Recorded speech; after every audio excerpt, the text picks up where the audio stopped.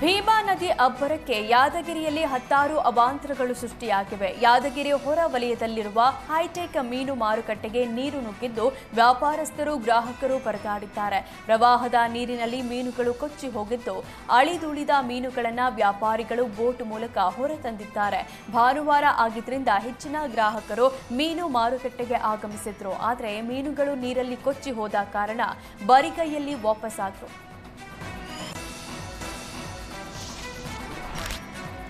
ಮಹಾರಾಷ್ಟ್ರದಲ್ಲಿ ಮೇಘರಾಜ ಆರ್ಭಟಿಸುತ್ತಿದ್ದಾನೆ. ಮಳೆ ಅಬ್ಬರಕ್ಕೆ ಮಹಾರಾಷ್ಟ್ರದ ಜಲಾಶಯಗಳು ತುಂಬಿ ತುಳುಕ್ತಿವೆ. ಉಜನಿ ಜಲಾಶಯದಿಂದ ಭೀಮಾ ನದಿಗೆ 4 ಲಕ್ಷ ಕ್ಯೂಸೆಕ್ ನೀರು ಬಿಡುಗಡೆ ಮಾಡಲಾಗಿದ್ದು ಯಾದಗಿರಿಯಲ್ಲಿ ಪ್ರವಾಹ ಪರಿಸ್ಥಿತಿ ನಿರ್ಮಾಣವಾಗಿದೆ. ಪರಿಣಾಮ ಕುಮನೂರು ಸೇತುವೆ ಜಲಾವೃತವಾಗಿದ್ದು ಕಂದಳ್ಳಿ, ಅರ್ಜುಣಗಿ, ಕುಮನೂರ, ಗೋಡಿಹಾಳ, ಹಾಲಗೇರ ಗ್ರಾಮಗಳ ಮಧ್ಯೆ ಸಂಪರ್ಕ ಕಡಿತವಾಗಿದೆ. ಅನಿವಾರ್ಯವಾಗಿ ವಡಗೇರ ಮೂಲಕ ಪ್ರಯಾಣಿಸಬೇಕಾದ ಪರಿಸ್ಥಿತಿ ನಿರ್ಮಾಣವಾಗಿದೆ.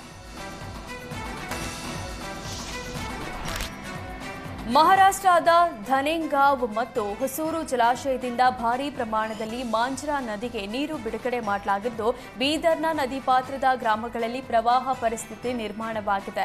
ಜಿಲ್ಲೆಯಲ್ಲಿ ಕಳೆದ 2-3 ದಿನಗಳಿಂದ ನಿರಂತರ ಮಳೆ ಸುರಿತಿದ್ದು ಮಾಂಜ್ರಾ ನದಿ ಉಕ್ಕಿ ಹರಿತಿದೆ. ಮತ್ತೊಂದು ಕಡೆ ಮಹಾರಾಷ್ಟ್ರದ ಜಲಾಶಯಗಳಿಂದ ನೀರು ಹರಿಬಿಟ್ಟ ಪರಿಣಾಮ ನದಿ ಪಾತ್ರದ ಗ್ರಾಮದ ಜಮೀನುಗಳು ಜಲಾವೃತವಾಗಿವೆ. 80,000 ಹೆಕ್ಟೇರ್ ಪ್ರದೇಶದಲ್ಲಿ ಫಲವತ್ತವಾಗಿ ಬೆಳೆದು ನಿಂತಿದ್ದ ಬೆಳೆ ನೀರು ಪಾಲಾಗಿದೆ. ಸೂಕ್ತ ಪರಿಹಾರ ನೀಡುವಂತೆ ರಾಜ್ಯ ಸರ್ಕಾರಕ್ಕೆ ರೈತರು ಒತ್ತಾಯಿಸಿದರು. ರಾಯಚೂರು ಜಿಲ್ಲೆಯಲ್ಲಿ ಮಳೆ ಅಬ್ಬರಕ್ಕೆ ಹತ್ತಾರು ಅವಾಂತರ ಎದುರಾಗಿದೆ. ಮಸ್ಕಿ ತಾಲೂಕಿನ ಗೋನಾಳ ಗ್ರಾಮದಲ್ಲಿ ಹಳ್ಳ ಕೊಳ್ಳಗಳು ಉಕ್ಕಿ ಹರಿತಿದ್ದು ತುಂಬಿ ಹರಿಯುತ್ತಿರುವ ಹಳ್ಳದ ಮಧ್ಯೆಯೇ ಗ್ರಾಮಸ್ಥರು ಶವ ಸಾಗಿಸಿ ಅಂತ್ಯಕ್ರಿಯೆ ನೆರವೇರಿಸಿದ್ದಾರೆ. ಗೋನಾಳ ಗ್ರಾಮದ ಬಸಪ್ಪ ಎಂಬವರು ಮೃತಪಟ್ಟಿದ್ರು. ಗ್ರಾಮದಲ್ಲಿ ಶವ ಸಂಸ್ಕಾರಕ್ಕೆ ರುದ್ರಭೂಮಿ ಇಲ್ಲದ ಕಾರಣ ತುಂಬಿ ಹರಿಯುತ್ತಿರುವ ಹಳ್ಳಕ್ಕೆ ಹಗ್ಗ ಕಟ್ಟಿ ಶವವನ್ನ ಗ್ರಾಮಸ್ಥರು ಹೊತ್ತೊಯ್ದು ಗ್ರಾಮದ ಹೊರ ವಲಯದಲ್ಲಿ ಶವ ಸಂಸ್ಕಾರ ಮಾಡಿದ್ದಾರೆ. ಸೇತುವೆ ನಿರ್ಮಾಣ ಮಾಡುವಂತೆ ಹಲವು ಬಾರಿ ಮನವಿ ಮಾಡಿದ್ರು ಅಧಿಕಾರಿಗಳು ಮಾತ್ರ ಕ್ಯಾರೆ ಅಂದಿಲ್ಲ. ಸೇತುವೆ ನಿರ್ಮಾಣ ಮಾಡದ ಅಧಿಕಾರಿಗಳ ವಿರುದ್ಧ ಗ್ರಾಮಸ್ಥರು ಆಕ್ರೋಶ ಹೊರಹಾಕಿದ್ರು.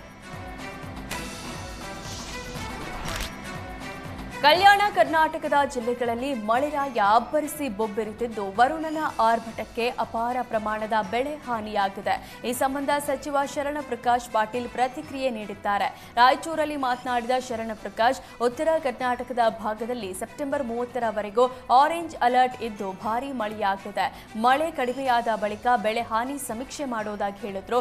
ಬೆಳೆ ಹಾನಿ ಸಮೀಕ್ಷೆ ನಡೆಸಿ ಸರ್ಕಾರಕ್ಕೆ ವರದಿ ಸಲ್ಲಿಸುತ್ತೇವೆ. ಕಂದಾಯ ಸಚಿವರ ಜೊತೆಗೆ ಮಾತನಾಡಿ ಬೆಳೆ ಪರಿಹಾರ ಕೊಡಿಸ್ತೇವೆ ಅಂತ ಸಚಿವ ಶರಣಪ್ರಕಾಶ್ ಪಾಟೀಲ್ ಹೇಳಿದ್ರು.